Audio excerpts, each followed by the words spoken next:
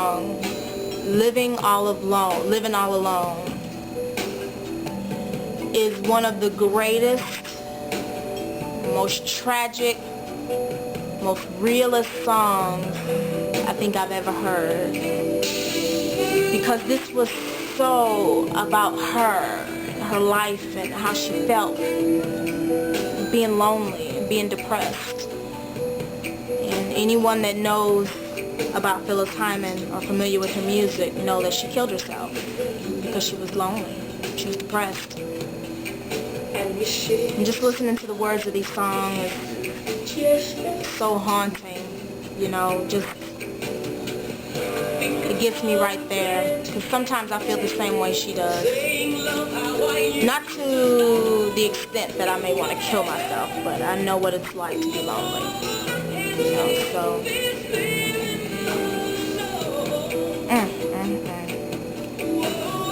when do you get like that, you know, to the point where you just feel that life just ain't worth living, you just want to die, you know?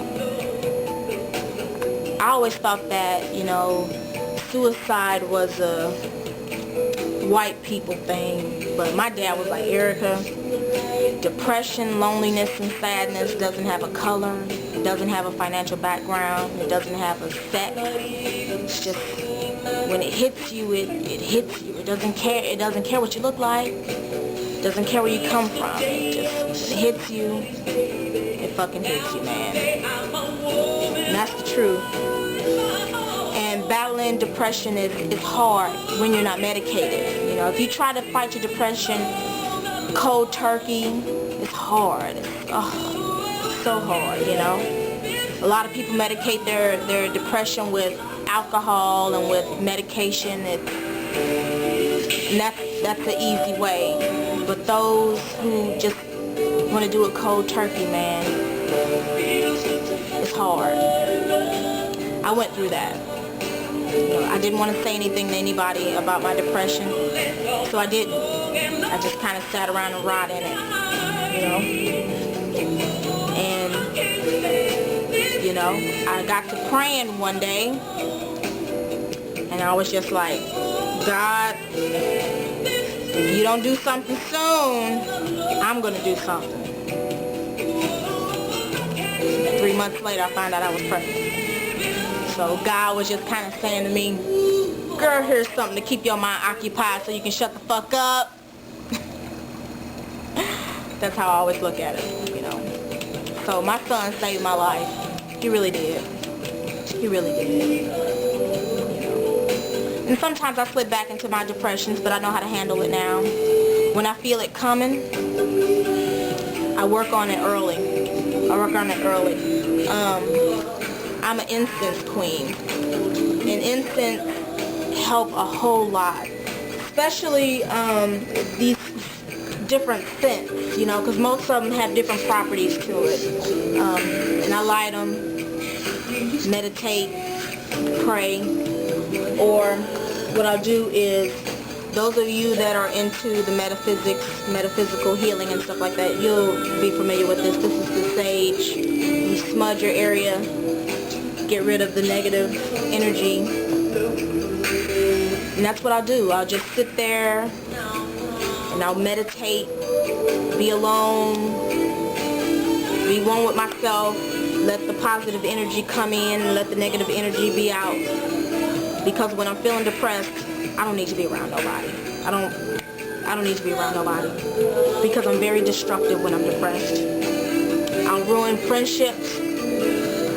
I'll say shit that I don't mean. And instead of hurting somebody, I'll be alone and try to fix whatever it is that's wrong with me. Because I feel that through my depression and through my hurt, if I hurt somebody else, I'll ultimately be hurt again. I'm huge on karma. Because I'm a witness.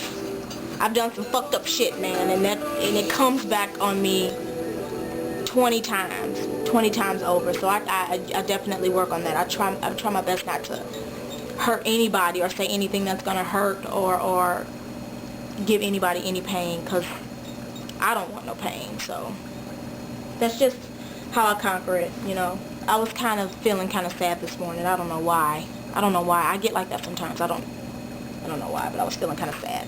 So I just, you know, did my little sage, and I lit my little incense and kind of meditate a little bit, and feeling a little better, you know.